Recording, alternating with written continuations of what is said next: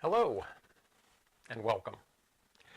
I am the Curious Curmudgeon, and this is another installment of my series, Speculation, Spoilers, and Suggestions.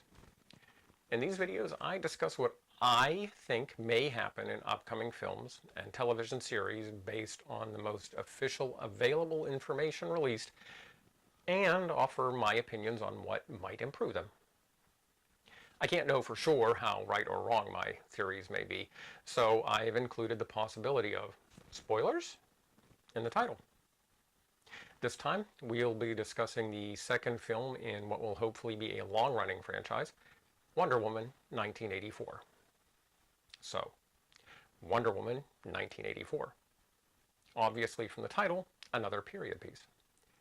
This era offers filmmakers a variety of chances for homage not only to the classic 1980s post-Crisis on Infinite Earths reboot of the Wonder Woman title by George Perez, but also the television adaptation starring the legendary Lynda Carter.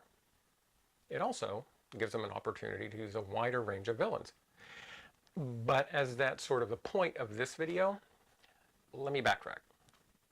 First, the title of the sequel is announced as Wonder Woman 1984. The next bit of news that we're offered is that Kristen Wiig, known primarily as a comedic actress, has been cast as Dr. Barbara Minerva, aka the Cheetah.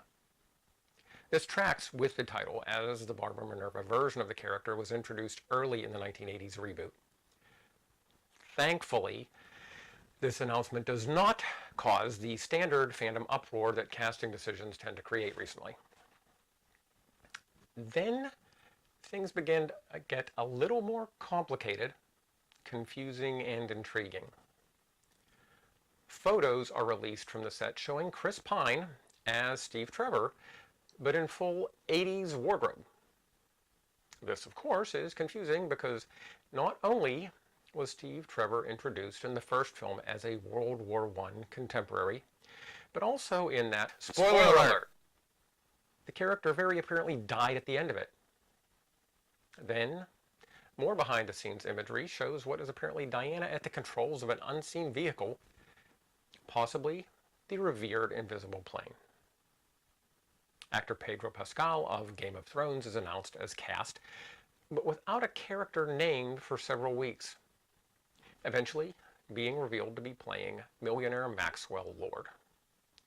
Pascal also had a major role in the unsold Wonder Woman TV pilot from 2011, but as far as the point of this video goes, I believe that's strictly coincidental.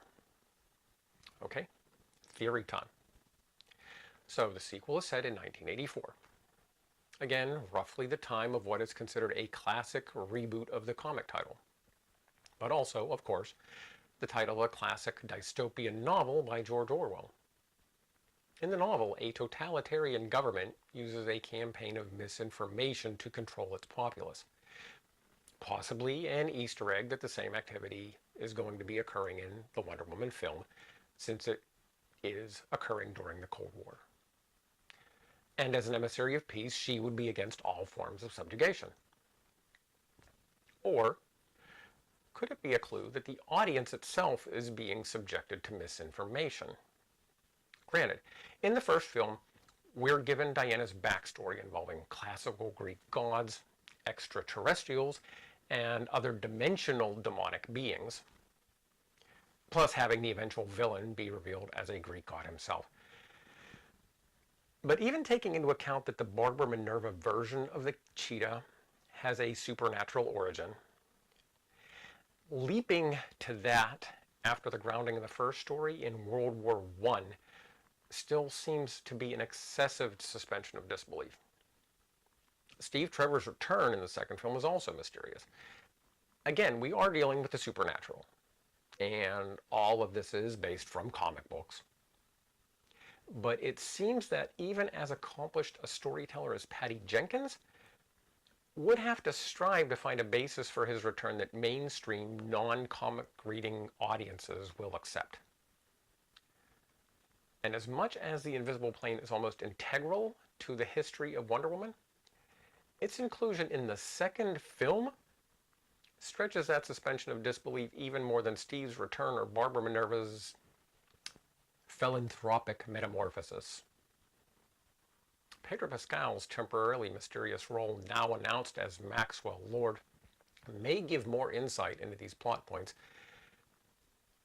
For folks not familiar with the character's comic background, Maxwell Lord was also introduced in the 80s as a mysterious millionaire who was instrumental in the return of the Justice League. Later, he developed telepathic powers and became a foe of the Justice League.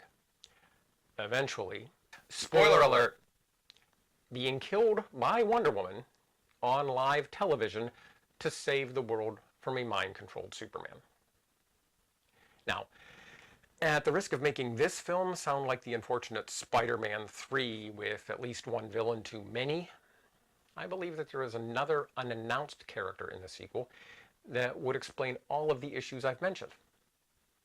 For those of you that may agree there are issues. Hear me out. In Wonder Woman comic continuity, she has frequently fought an even more powerful telepath than Maxwell Lord. One who could cast illusions into other people's minds to, say, believe they can turn into humanoid cheetahs, or that the love of their life has returned from the dead, or that they suddenly have ownership and control of an invisible jet. The character who I believe is the true villain of Wonder Woman 1984, Dr. Psycho. Look, we have a Cold War setting when not only was Star Wars both a popular film franchise and an actual military strategy of misinformation, as it eventually turned out, but also that both the United States and Soviet Union had documented plans for psychic warfare.